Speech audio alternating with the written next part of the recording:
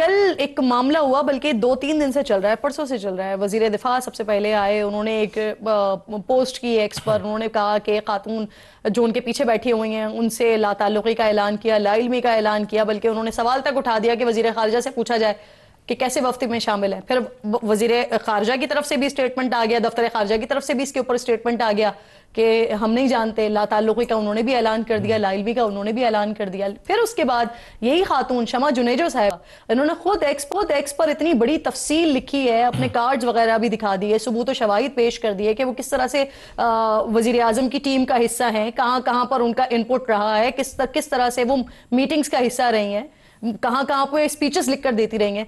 आपसे ज्यादा बेहतर नहीं बता सकता कोई। सर, ये वजीर आजम की स्पेशल स्पीच टीम का हिस्सा है, नहीं है?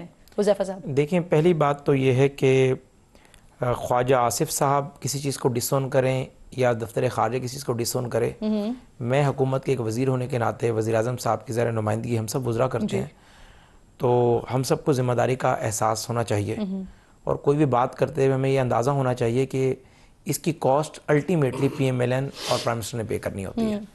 देखिए, पहली बात तो मुझे जो सूरत हाल लग रही है, अभी तक मैंने इस मामले की मज़ीद तहकीक नहीं की। एक तो मामला मिसमैनेज हुआ है। देखिए, बात है कि वज़ीर आज़म के वफ्द का मतलब क्या होता है। वज़ीर आज़म का वफ्द वो है कि जो ऑफिशियल डेलीगेशन वज़ीर आज़म का जा रहा है, जो कि हम अपने काउंटर पार्ट से भी शेयर करते हैं। ये है वज़ीर आज़म के डेलीगेशन? नहीं, वज़ीर आज़म के डेलीगेशन का हिस्सा नहीं होते इस तरह के लोग।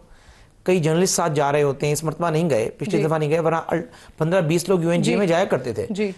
वैसे तो हम UNGA वालों को यही कहते हैं कि हमारे साथ आए, हमारे वफ्द का हिस्सा है, लेकिन यहाँ से वफ्द का हिस्सा नहीं होते। कोई कमर्शियल फ्लाइट से जाते हैं, कोई वैसे ज्वाइन कर लेते हैं। ये तो कह रही है वजीर आजम के जहाज में आई है, बरतानिया से वो न्यूयॉर्क पहुंची है। अब देखें, वजीर आजम की स्पेशल टीम का हिस्सा है नहीं है? नहीं, वजीर आजम की कोई स्पेशल टीम का हिस्सा नहीं है। नंबर एक, ये जरूर है कि अगर कोई किसी शोबे की माहिर है, तकारीर नहीं लिखती वजीर आजम? नहीं, कभी भी नहीं। मुझे वज़ीर आज़म साहब की तकारीर, एक तो वज़ीर आज़म साहब की मोस्टली स्पीचेस जो हैं वज़ीर आज़म साहब खुद डिलीवर करते हैं, सिर्फ रिसर्च करवाते हैं मुख्तलिफ लोगों से। कई मरतबा मुझे भी कह देते हैं कि यार इस टॉपिक पे रिसर्च करके मुझे भेज देना।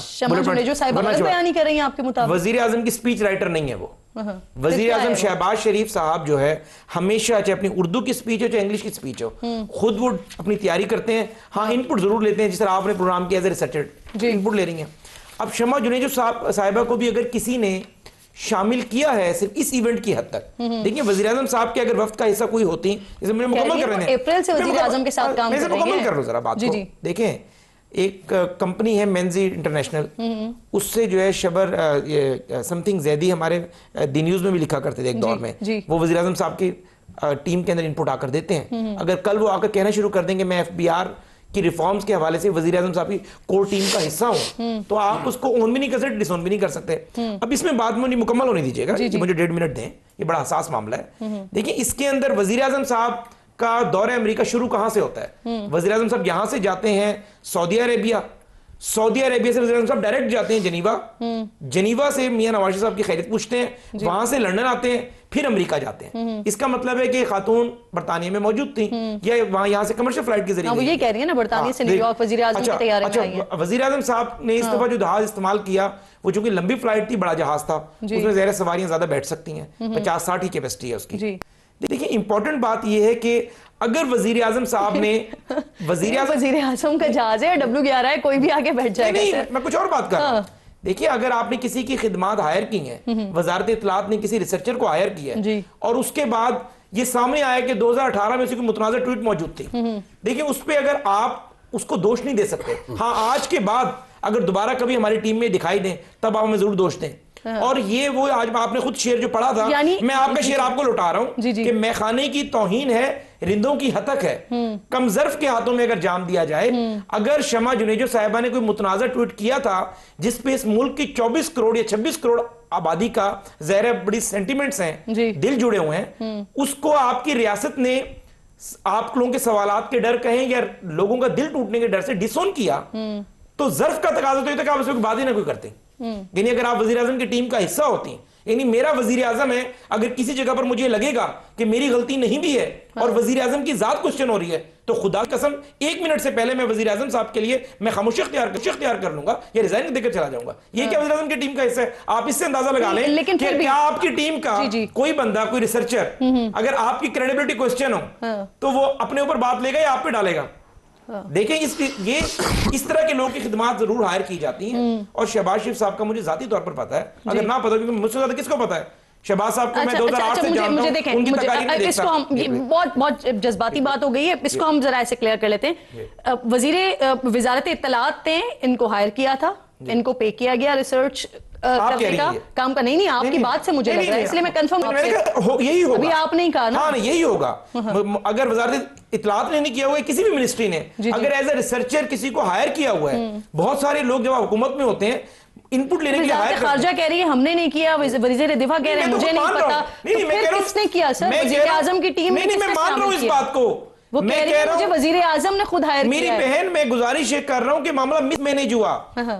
इस मामले पे आपको वाज़ेह बयान यही आना चाहिए था जो मैं दे रहा हूं कि हमने इनको जिस हद तक इनकी खिदमत ली थी उनका बताया जाता, और बताया जाता कि चूंकि इनके कंट्रोवर्शियल स्टेटमेंट सामने आ गए, अब हम इन्हें अपनी टीम से आउट कर रहे हैं, वाज़ेह बात कर देते। तो ये तो फिर ये आप लोग भी कह सकते थे। नहीं, मैं कह रहा हूं मिसमैनेज हुआ। तो लेकिन मसला ये है कि देखें, आप खुद ये कह रहे हैं कि वो 2017 का स्टेटमेंट है, वो जो कंट्रोवर्शियल स्टेटमेंट है। मैंने ट्विटर से देखा, हाँ, ट्विटर से देखा 2018 का। तो फिर अगर आपको पता है कि ऐसे कंट्रोवर्शियल स्टेटमेंट्स दिए हुए, तो टीम में रखा क्यों? नहीं पता था। आप खुद अंदाजा करें, फलस्तीनी खुद इस बात को मानते हैं। फलस्तीन के एम्बेसडर ने मुझे कहा कि हम अपना मुकदमा इतना बेहतर अंदाज में नहीं लड़ते जिस तरह शहबाज शरीफ ने पिछले साल लड़ा और इस दफा जाकर लड़ा। यानी गजा के मामले के अंदर जहां तक मुझे पता चला है, correct me if I am wrong, आप लोगों ने शायद उनको भी दिया हुआ है। नहीं, देखिए तमगे के अंदर तो बहुत सारे लोग हैं। अरशद अंसारी साहब लाहौर प्रेस क्लब के सदर हैं, उन्हें तमगा दिया, कल उन पे एफआईआर भी हो रही थी, उन्हें नोटिस दिया बताया एफआईआर वगैरह ने। तो ये नहीं आप जब तमगा दिया गया उस वक्त भी नहीं मालूम था कि कंट्रोवर्शियल स्टेटमेंट्स दे चुकी हैं। नहीं, टीम में रखा तब भी नहीं मालूम था कि कंट्रोवर्शियल स्टेटमेंट्स दे चुकी हैं। आप खुद जानती हैं जी, पता नहीं होता। आज के लिए सोशल मीडिया, डिजिटल मीडिया का दौर है ना जी, आर्काइव इतना स्ट्रांग नहीं हुआ करती थी। अगर इस बात को मैं उनका दिफा करूं तो मैं गलत हूं, लेकिन nobody can be punish unheard. किसी बंदे को आप बगैर सुने सजा नहीं दे सकते। ये बेसिक प्रिंसिपल ऑफ लॉ है। मेरे भाई शेख अफजल मरवा साहब इसे एग्री करेंगे। तो ये बड़ा क्लियर हो जाता है सर, ये आपकी टीम की तरफ से ही कह दिया जाता है कि अब हमें पता चला है ये कंट्रोवर्शियल स्टेटमेंट्स मौजूद है, इस वजह से हम इनकी खिदमत से जो है वो दस्तबरदार हो रहे हैं। बहुत शुक्रिया आपका फराज मुगल साहब, प्रोग्राम में आप साथ मौजूद थे। मेरे दोनों मौजूद मेहमान शेर अफजल मरवत साहब और हुज़ैफर रहमान साहब साथ ही मौजूद हैं। एक छोटा सा ब्रेक लीजिए नाज़रीन, ब्रेक के बाद वापस आते हैं। प्रोग्राम एक बार फिर आपको खुशामदीद कहती हूँ। मेरे इंतहाई मोअज़्ज़ज़ मेहमान शेर अफजल मरवत साहब और हुज़ैफर रहमान साहब स्टूडियो में साथ मौजूद हैं। एक तरफ पाक भारत मैच चल रहा है दुबई के ग्राउंड में और एक तरफ यहाँ पर पॉलिटिकल डिस्कशन हो रही है। मरवत साहब, अब ज़रा मिशन नूर के हवाले से थोड़ी सी बात कर लेते हैं। उसके बाद मिशन दरूद की अपील सामने आ गई। 10 अक्टूबर को खान साहब की रिहाई के लिए छत पर खड़े होकर दरूद शरीफ पढ़ना है। क्या हासिल होगा इस तरह की कैंपेन से सर? मेरा ख्याल है ये पीटीआई की तरफ से नहीं था, ऑफिशियली पीटीआई ने इसको अनाउंस नहीं किया था। ये यूट्यूबर्स ने जो और चीज़ है उन्होंने ये लॉन्च किया था। और मैं आपको बता दूं कि पाकिस्तान तहरीक इंसाफ के 90% फैसले आजकल सोशल मीडिया के थ्रू होते हैं। वो जो चाहते हैं वही पार्टी से करवाया जाता है। ये जो फैसला था ये बाद में कुछ अकाबरीन ने इससे इख्तिलाफ किया कुछ मसले की बुनियादों पर, जिसके बाद उनकी ट्रोलिंग शुरू हो गई।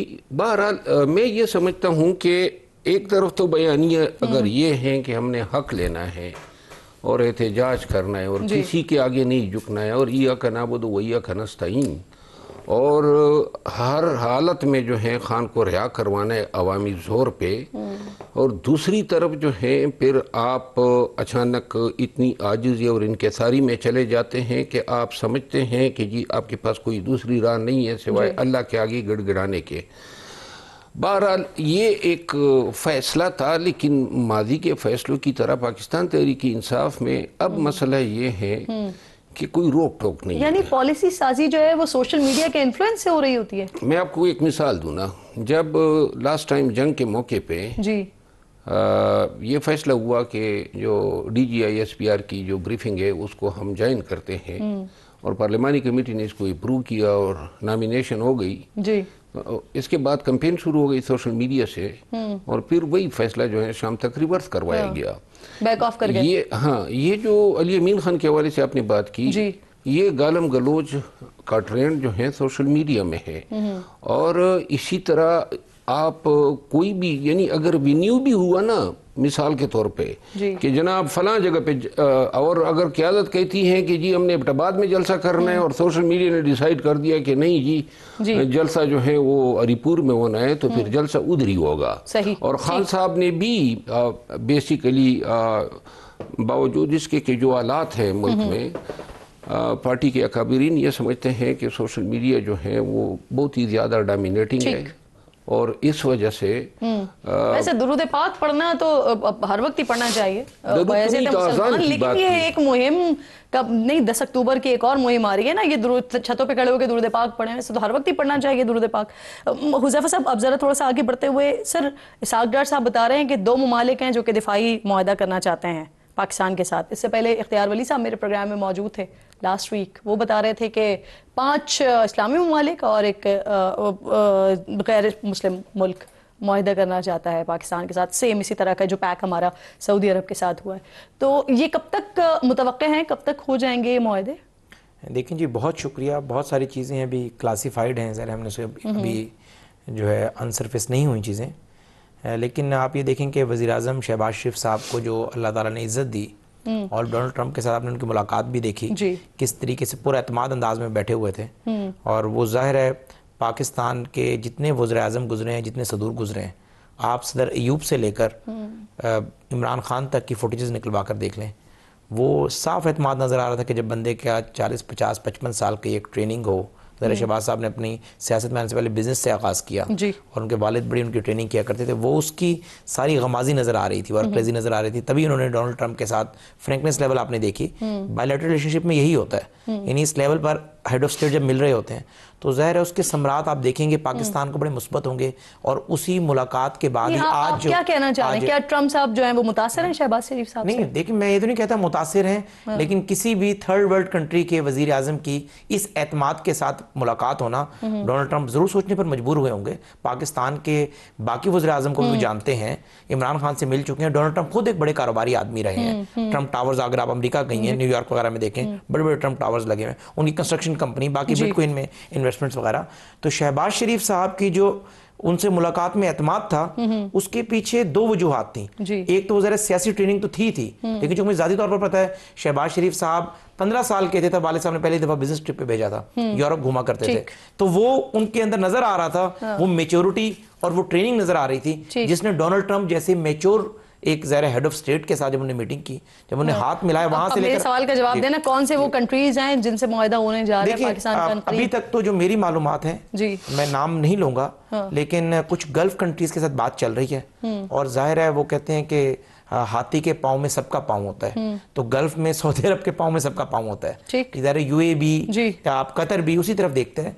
तो बहुत सारी चीजें हैं कि जो कि एक रफ फॉर्म में सामने आ चुकी हैं और वज़ीर-ए-आज़म साहब इसका खुद बाज़ाब्ता ऐलान करेंगे, लेकिन पाकिस्तान को बड़ी कामयाबियां मिलने वाली हैं।